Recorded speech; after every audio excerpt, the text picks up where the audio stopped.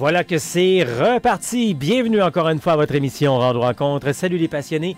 Ici Pascal Auger, journaliste, conférencier, formateur, secouriste certifié pour Québec-Compostelle, qui est préparé, formé, inspiré pour marcher au Québec ou encore Compostelle, et instigateur, coordonnateur du chemin du Québec, 1200 km entre Montréal et le phare de Cap-Gaspé, qui prend de l'ampleur de plus en plus, qui fait jaser de plus en plus. Alors, on est là pour vous parler, finalement, si ça vous tente de vous préparer, marcher autant au Québec qu'à Compostelle.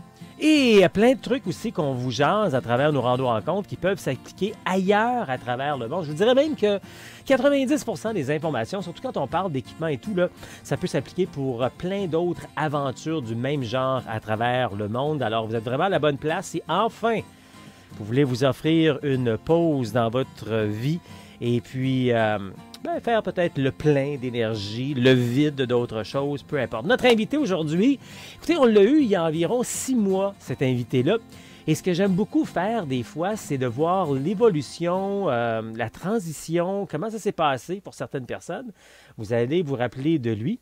Il s'agit de Cyprien Francard, qui est de France, donc, et il se préparait à aller marcher avec sa fille, Philippine, qui est trisomique. Et donc, ils allaient vivre cette aventure-là ensemble. Il était un petit peu anxieux, évidemment, comment ça allait se passer. Il y avait comme une belle philosophie en arrière de tout ça. Et là, on va découvrir comment ça s'est passé, ce premier tronçon d'environ 250 km. L'objectif, c'était de commencer comme ça et ensuite de continuer dans les prochaines années vers Compostelle. Alors, on va découvrir ça avec Cyprien dans les prochaines minutes à partir de France. Bienvenue donc officiellement, je souhaite à notre rando rencontre en ce lundi midi 15 pour peut-être certaines personnes qui regardent en direct sur la page, le profil de Pascal Auger, moi, sur Facebook. Il y a aussi la rediffusion sur Facebook et également sur la chaîne Québec-Compostelle sur YouTube. On est également diffusé sur un ensemble de radios, entre autres CKVL dans le Grand Sud-Ouest de Montréal, CILE Havre Saint-Pierre, CKCJ Lebel-sur-Quévillon, CJTB Tête à la Baleine, et puis sur la radio web, la radio planétaire, Allô la planète, à partir de France. Donc, on échange sur la randonnée. Si vous êtes nouveau, ça nous fait plaisir donc de vous faire découvrir cette façon finalement de décrocher, de se faire plaisir, puis de ralentir peut-être. De plus en plus, on parle de décroissance, de simplicité, etc. Ça, vous prenez ça comme vous voulez. Hein? Chacun adapte ça à sa manière. Il y en a qui vont dire « Ah, oh, un peu, la simplicité, là, je vais avoir mon petit luxe. » Et c'est correct. Mais quand on va faire une randonnée pédestre de longue durée, des fois, on réajuste, on réadapte pour le plus grand bonheur, notre entourage, notre vie, et c'est bien le fun. Donc, où est-ce qu'on fait ça? Bien, entre autres, nous, quand on parle de ces randos-là, bien, on part pour faire de la randonnée sur les chemins de Compostelle. Ça me fait plaisir de le mentionner, de le répéter à l'occasion. C'est pas le chemin de Compostelle, encore récemment. J'ai quelqu'un qui m'écrivait pour me dire « Pascal, est-ce que c'est possible d'aller marcher sur le chemin juste un mois? » Ben oui, c'est possible. On peut faire 3 semaines, 1 mois, 2 mois. On peut partir 1 an si on veut. Hein? On en connaît des gens sur nos réseaux, les réseaux sociaux qui sont partis pendant 1 an. Alors, c'est ce genre de personnes qui ne savaient pas qu'il y avait plusieurs chemins également et que le chemin, ben, on peut partir d'Allemagne comme on peut partir de l'Espagne. Hein? Alors, je ne vais pas trop vous mêler là, que vous regardez présentement, mais effectivement, il y a plusieurs chemins que l'on peut faire. Il y en a 4 grands chemins en France, 1 grand chemin en Espagne, mais de ça découle plein d'autres chemins. Avant que je vous perde trop, il y a possibilité de suivre des formations également. Je vais vous en parler à la fin. On a des formations en ligne qui vous donnent toute cette information-là, des formations en personne. Puis après ça, vous pouvez venir vous joindre à nous pour marcher. Mais ça, on se garde ça plus pour la fin. Donc, on parle de Compostelle, les chemins de Compostelle, mais également du chemin du Québec, 1200 km entre Montréal et le phare de Cap-Gaspé. Et le chemin du Québec, c'est le même principe que Compostelle. On n'est pas obligé de commencer officiellement au début. On peut commencer à Gatineau, si on veut, commencer à Trois-Rivières. On peut commencer à Chicoutimi et aller se greffer au chemin du Québec également. Donc, le principe, encore une fois, il est là, puis c'est ça qui est belle fun. Donc, on parle de tout ça. On peut parler également d'équipement, de vêtements, comment on se prépare autant pour la période plus estivale que pour la période plus hivernale. Parce que nous, on fait de la rando 12 mois par année et c'est le même principe en hiver. On a juste à mettre des couches supplémentaires. On appelle ça multicouches. Donc, c'est plein de trucs qu'on se parle. Et n'oubliez pas qu'en tout temps également, vous pouvez communiquer avec moi. On a même un nouvel outil sur le site Internet qui nous permet de vous parler en tout temps et encore plus efficacement. Donc, c'est notre objectif de toujours pouvoir bien répondre à vos besoins, à votre besoin de prendre une pause et à votre besoin de bien vous préparer avec Québec-Compostelle.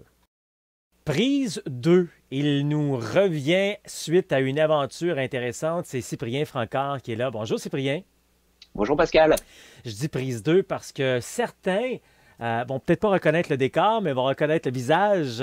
Cyprien qui était là il y a quelques mois pour nous parler d'une aventure. On va en parler dans les prochaines minutes. Donc, ce que tu avais prévu faire. Disons pas comment ça s'est passé encore, mais ce que tu avais prévu faire, c'était environ un 200-250 kilomètres avec ta fille Philippine, donc un tronçon en France en direction du chemin de Compostelle.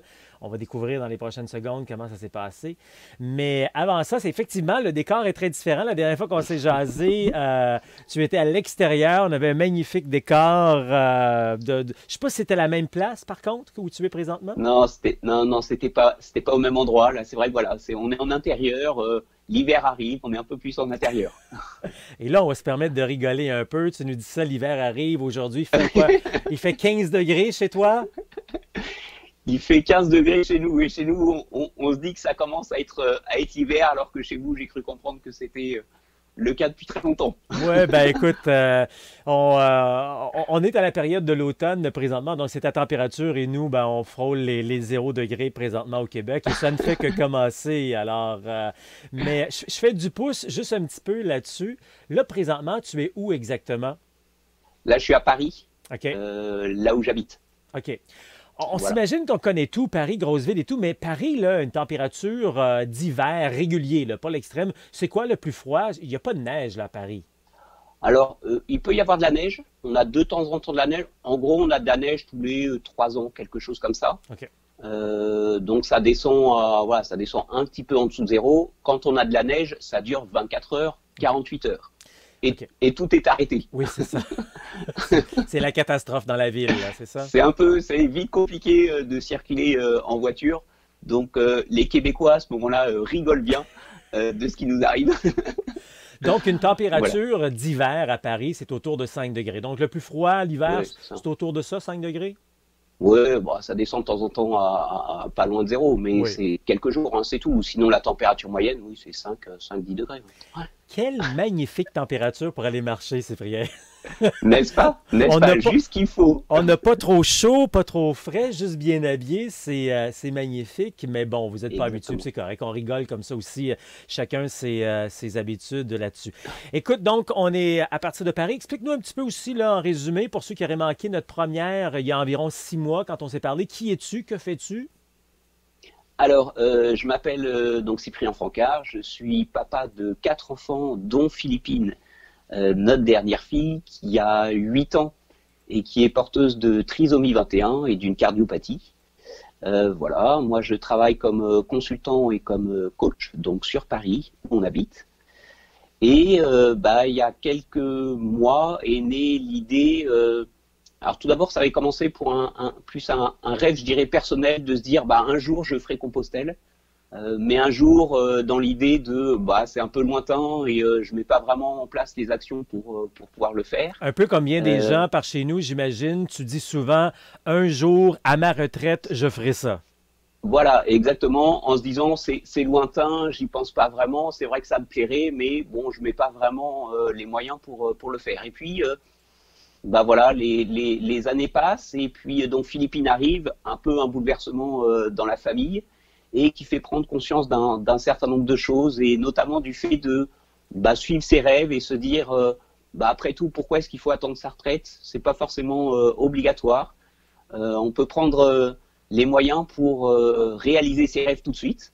Et donc, peu à peu, est née l'idée de se dire oui, je vais à Compostelle et pourquoi ne pas y aller avec Philippine. Euh, voilà, donc il a fallu regarder un peu la faisabilité du projet. L'idée assez vite, c'est quand même arrêter de partir de Paris, de là où on habite. Ça avait vraiment une valeur importante pour moi de se dire, bah voilà, on claque la porte de chez soi et où qu'on habite, on peut aller jusqu'à Saint-Jacques-de-Compostelle. Après, ça prend plus ou moins de temps selon là où on habite. Mais l'idée était vraiment de partir de la maison et de partir donc avec Philippine. Donc on a regardé la faisabilité du projet, voir si elle, en ayant 8 ans et avec le handicap qu'elle a, ça pouvait être envisageable. Donc on s'est dit, voilà, on a testé le chariot, les différents chariots et ainsi de suite. Et on s'est dit, après tout, pourquoi pas, c'est un peu fou, mais pourquoi pas. Donc, le projet, au départ, c'est de se rendre jusqu'à Santiago, à Compostelle, mais pas sur une année, sur plusieurs étapes. Exactement, exactement, parce que partir en une seule fois, c'était, voilà, moi au niveau de mon travail un peu compliqué. Philippine aussi va à l'école, donc ça lui faisait manquer au moins un mois d'école. Bon, voilà, c'était un peu compliqué, mais on se disait aussi qu'on voulait partir assez rapidement. Donc on s'est dit, après tout, pourquoi ne pas découper en tronçons. Et donc c'est comme ça qu'on envisage la suite de notre périple. Donc là, on a réalisé le premier tronçon début juillet, qui était un peu un tronçon de test en fait, et de voir si c'était possible, s'il y avait des choses à aménager, des choses à changer. Et donc on en parlera un peu plus tard. Et voilà, l'idée est donc de le faire par tronçon de 250, 300, peut-être 350 km, de façon à avancer petit à petit vers Saint-Jacques-de-Compostelle. Parlons-en. Donc, cette année, vous avez fait cette portion, vous l'avez réalisée au complet, vous n'avez pas abandonné, ça a fonctionné finalement. Et ben voilà, le résultat, c'est qu'effectivement, ça a fonctionné. Donc l'idée était de partir de Paris et d'arriver jusqu'à Véziers, qui est un des points de départ de la voie enfin voilà, une des 4 voies principales en France, des chemins de Compostelle. Et donc l'idée était de se tester un peu sur ce tronçon-là, 250 km à peu près, qu'on a donc réalisé en 13 étapes. Oui, c'est ça, 13 étapes. Donc une moyenne de 20-25 km par étape. Et donc on y est arrivé, effectivement. On a eu des péripéties, mais pas tant que ça non plus. On est parti au moment où il faisait très très chaud en France. On a eu une période de canicule fin juin. Voilà, donc on s'est interrogé, est-ce qu'on attend un peu, est-ce qu'on part? Bon, in fine, la température a commencé à décroître. Donc on a marché sous un ciel magnifique. Il faisait très chaud effectivement, mais in fine tout s'est très bien passé. On en a vraiment profité en marchant à travers les paysages de France, la forêt de Fontainebleau, la forêt de Sénart, les canaux le long de l'Yonne, donc le long de l'eau. Donc c'était vraiment magnifique, sympathique. On a fait évidemment plein de belles rencontres. Et donc, voilà, la conclusion sur ce premier tronçon, c'est que oui, c'est possible, et qu'on a hâte de pouvoir faire les tronçons suivants maintenant. Est-ce que je suis dans l'erreur? J'ai l'impression, à t'entendre et tout, que cette aventure a été même au-delà de tes espérances. Oui, parce que on en avait discuté d'ailleurs sur le premier interview. Il y avait quand même un certain nombre de questions par rapport au handicap de Philippine et à sa réaction. C'est sûr que Philippine, voilà, je dirais encore plus que les autres enfants, elle a besoin de cadre et de retrouver un certain rythme et un certain nombre de choses identiques chaque jour. Le chemin de Compostelle, c'est à chaque mètre, c'est une nouvelle découverte, que ce soit de personnes, de paysages. Et donc il y avait vraiment une interrogation quant à la réaction de Philippine par rapport à toutes ces nouveautés. Et je dois dire qu'elle m'a bluffé parce que tous les soirs, on arrivait chez des personnes différentes, sachant qu'on était hébergé généralement chez d'anciens pèlerins. Donc on rentre voilà, dans une famille, dans un univers, des personnes qu'on ne connaît pas. Donc il faut faire connaissance, y compris pour Philippine. Donc c'est pas toujours évident pour elle. Et écoute, oui, elle m'a bluffé parce que voilà, elle avait pris ses habitudes dans le changement en fait. Donc le soir, quand on arrivait, Voilà, c'est elle qui sonnait ou qui tapait à la porte. Et assez vite, elle faisait son petit tour de la maison, de l'appartement, pour voir si ça lui convenait, en fait. Et puis voilà, elle revenait, elle était prête à discuter, à échanger. Voilà, elle avait fait son petit tour et ça lui convenait. Donc elle était rassurée, en fait, par rapport à voilà, là où on allait arriver, là où on allait dîner, voilà, échanger avec les gens et ensuite dormir. Donc ça s'est très bien passé. L'autre inquiétude, c'était aussi, bah voilà, est-ce que dans le chariot, elle va tenir longtemps? Parce que effectivement, elle marche pas ou très peu. Elle marche plus pour se dégourdir les jambes, en fait, que pour aller dans la bonne direction. Et comme elle est un peu coquine parfois, elle a bien compris dans quelle direction il fallait aller, et donc elle va dans la direction inverse pour, voilà, marquer qu'elle sait aussi s'imposer. Donc voilà, et dans le chariot, bah, ça s'est très bien passé. On avait prévu tout ce qu'il fallait pour l'occuper, des coloriages, écouter des histoires, regarder un peu ce qui se passait.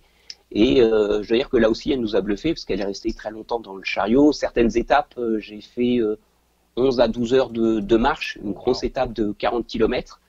Et ça s'est très bien passé. Elle était vraiment contente. Et non, donc voilà, donc effectivement rassurée après un premier tronçon de 250 km. Et voilà, maintenant on a hâte de continuer. Dis-moi, il y a encore une autre histoire intéressante aussi là-dedans, c'est que, comme tu disais tantôt, il y a 4 voies connues en France, hein, le chemin de Paris ou le chemin de Tours, le chemin d'Arles à l'autre extrémité, le Puy, puis Vézelay également. Mais comme il y a 1200 ans d'histoire, tout le monde fait son chemin également. Et pour ceux qui s'y connaissent un peu plus, là, vous êtes parti d'un point de départ, Paris, qui est son propre chemin, mais vous n'avez pas fait le chemin de Paris, vous êtes parti du point de Paris, vous êtes allé à Vézelay, qui est un autre point de départ. Explique-nous pourquoi tu as fait ça comme ça. Oui, effectivement, normalement, quand on part de Paris, on fait la voie Tour, qui est la voie la plus directe, qui longe en fait tout l'ouest de la France. Là, on est parti effectivement un petit peu vers l'est, puis vers le sud, pour rejoindre Vézelay. En fait, la voie de Paris à Vézelay a été remise, je dirais, en circulation et aménagée par une super association qui a fait énormément de boulot pour marquer tout le chemin de façon à ce que même sans carte, on arrive de Paris à Vézelay à aller très facilement sur le chemin de Vézelay. Donc il y a eu un travail remarquable. J'insiste parce que on ne se rend pas compte de tout le travail qu'il y a parfois derrière de signalisation, de remettre en état le chemin quand il est plus praticable. Et on a eu l'occasion, justement, entre Paris et Vézelay, de s'arrêter à Saint-Fargeau-Ponthierry, où il y a le siège de cette association qui a vraiment remis en circuit cette portion de chemin. Et ils ont fait vraiment un travail formidable. Alors pourquoi est-ce qu'on a choisi ce chemin-là? Je dirais c'est pour des raisons personnelles. En fait, j'ai passé une partie de mon enfance du côté de Fontainebleau, où ma grand-mère avait une maison. Et donc voilà, la région, je la connais, je l'aimais beaucoup. Je me disais que c'était sympa de pouvoir voilà, revenir un peu sur les traces de ce que j'avais vécu en tant qu'enfant. Et donc, ça a été l'occasion, voilà, d'y aller complètement à pied. Alors c'est vrai que ça fait bizarre quand on arrive là-bas de se dire, normalement j'arrive en voiture, ça semble très loin, c'est pas possible de le faire à pied. Et pourtant, si, on l'a fait à pied. Et voilà, donc ça avait une petite saveur sympathique. Voilà, donc le fait d'y aller et d'aller jusqu'à Vézelay tenait, voilà, principalement une question, je dirais, personnelle. Et c'était aussi, je trouvais un bon moyen, parce que la distance de 250 km était une bonne distance pour se tester un peu à la fois dans la durée et à la fois, si ça se passait un petit peu moins bien, de pouvoir gérer pour Philippines en fonction de comment est-ce qu'elle réagissait. C'est intéressant parce que je vais en parler maintenant dans mes formations et conférences, que si on peut aussi partir de Paris et se rendre jusqu'à Vézelay, cette portion-là, ça explique beaucoup de choses. Comme on est en train de remettre ce tronçon-là un petit peu sur la voie, comme on dit, est-ce que j'imagine qu'il y avait quand même un défi supplémentaire pour trouver des hébergements?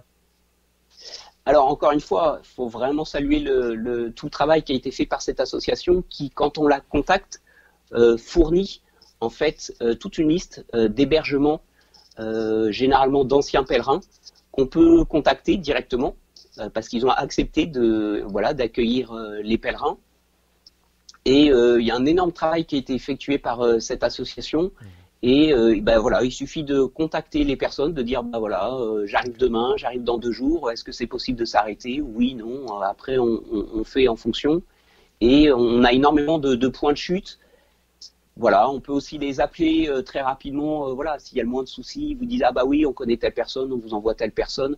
On sent que c'est ce que je leur disais un peu, c'est les anges gardiens du chemin sur la partie Paris-Vézelay, et on se sent accompagné tout au long du chemin, personne à personne. Parlons plus concrètement maintenant du chemin puis de votre expérience. On a parlé un petit peu plus de large, là. Comment tu as vécu ça? C'était la première fois que tu faisais un chemin de Compostelle toi-même, là? Oui, exactement. En plus, c'était la première fois, donc il y avait aussi une part de découverte pour moi. Qui aurait pu, j'aurais pu réagir différemment en me disant, non, en fait, ça me convient pas tant que ça. Comment as-tu aimé donc te retrouver en solitude avec toi-même et avec ta fille, te retrouver à marcher autant de kilomètres, et puis beaucoup, je dirais même en solitude, parce que c'est pas un tronçon qui doit être très, très populaire encore, là, contrairement au Camino Frances, au chemin du Puy, où éventuellement tu vas voir l'effet entonnoir, il y a plus de gens. Comment as-tu vécu donc tout cet environnement-là? Surtout que tu as fait même un 40 kilomètres, wow! Ouais. Effectivement, c'est vrai que la particularité de ce tronçon-là, c'est que peu de pèlerins le font, puisque pas mal partent du côté de Tours, et beaucoup plus soit du Puy, soit de Saint-Jean-Pied-de-Port, ou d'un petit peu plus loin. Donc effectivement, sur les 13 étapes, on a croisé 4 pèlerins, dont 2 qui marchaient en sens inverse. Donc effectivement, on n'a pas croisé énormément de pèlerins. Ça viendra un petit peu plus tard sur le chemin, on le sait, donc on s'inquiète pas là-dessus. Donc il y avait beaucoup, je dirais, de solitude, mais qui est une solitude qu'apparente, puisqu'on rencontre énormément de personnes sur le chemin. C'est ça qui est sympathique sur le chemin, en fait, c'est que fortuitement, on va rencontrer énormément de gens qui vont vous arrêter, qui vont vous dire mais qu'est-ce que vous faites, où est-ce que vous allez, pourquoi est-ce que vous faites ça? Et les gens assez facilement et très rapidement se livrent aussi, et pour le coup on a croisé beaucoup d'anciens pèlerins, d'anciens pèlerins qui l'avaient fait il y a plusieurs années, qui s'arrêtent et qui vous disent vous allez sur le chemin, c'est top, moi je l'ai fait il y a quelques années, voilà, ça s'est passé comme ça, j'ai trouvé telle chose, et c'est à chaque fois des très beaux échanges qu'on peut avoir.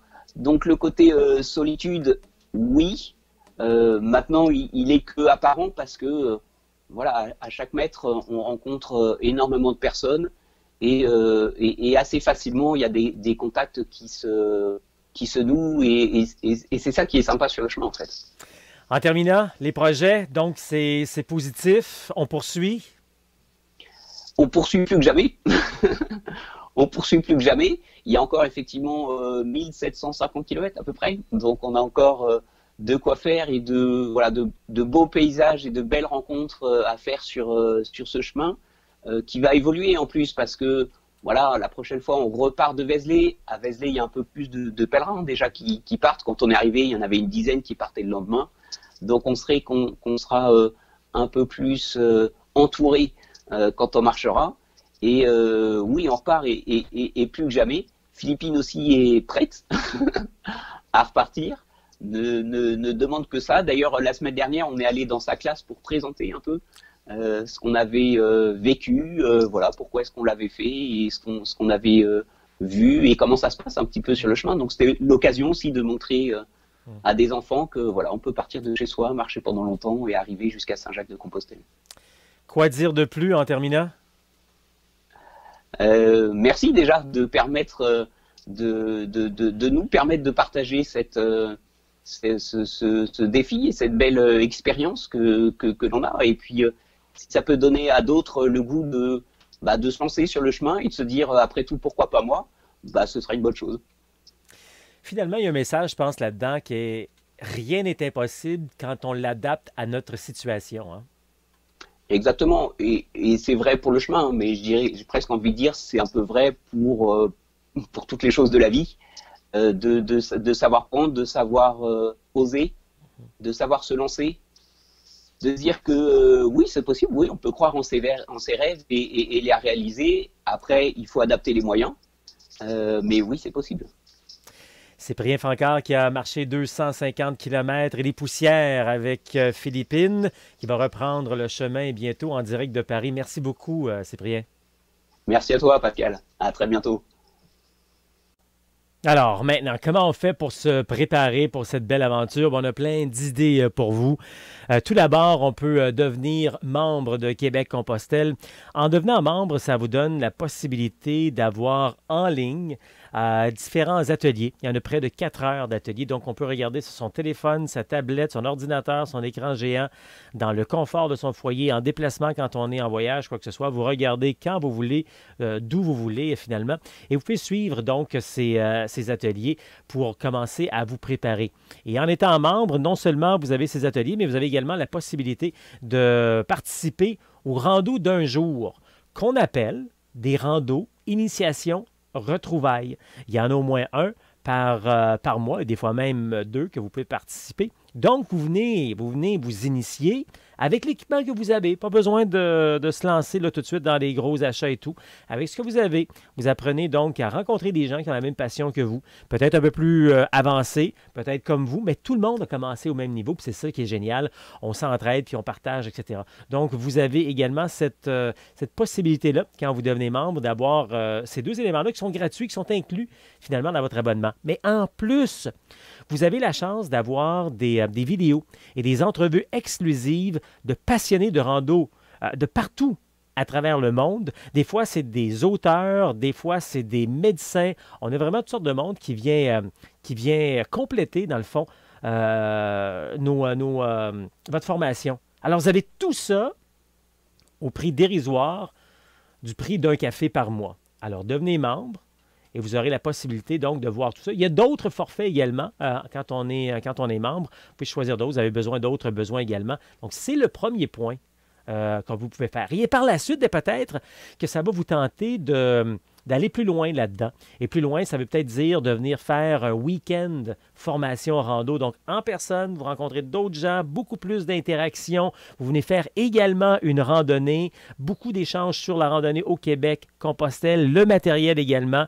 Alors, les week-ends formation rando. Et peut-être plus loin, bien, vous aurez le goût finalement de faire une rando d'une semaine pour découvrir le Québec ou peut-être même servir de ça pour aller vous préparer pour aller faire Compostelle. Et il y a plein d'autres éléments également qui sont possibles. Allez faire un tour sur le site internet québeccompostelle.com. D'ailleurs, je vous invite à y aller tout de suite, à l'instant, pendant que je vous jase, et vous allez voir justement vous allez voir le calendrier, entre autres, les différentes ateliers, activités qui s'en viennent bientôt. Là, tout dépendant quand vous nous regardez ou quand vous nous écoutez, là, ça peut être passé, mais il y a la prochaine rencontre que l'on fait à Saint-Augustin-de-Desmaures, une conférence donc à Québec le 19 novembre. On a également un réseautage magasinage le 23 novembre. Ça, c'est toujours sur la rive sud de Montréal. Un réseautage magasinage, c'est la possibilité pour moi de vous accompagner finalement pour bien faire les bons choix.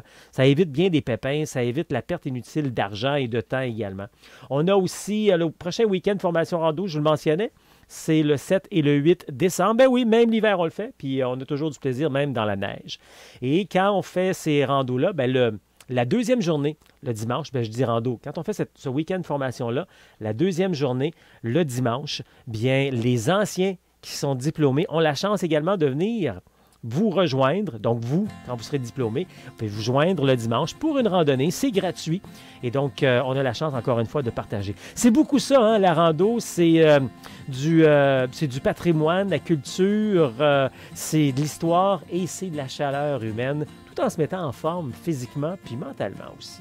C'est bon pour notre physique, puis c'est bon pour notre mental également, notre psychologique. Alors, allez faire un tour sur le site internet québeccompostelle.com. Vous allez voir le calendrier. Trouvez votre atelier, trouvez votre chemin. québeccompostelle.com est également sur Facebook, Instagram et on a notre chaîne YouTube. Québec Compostelle, ça marche.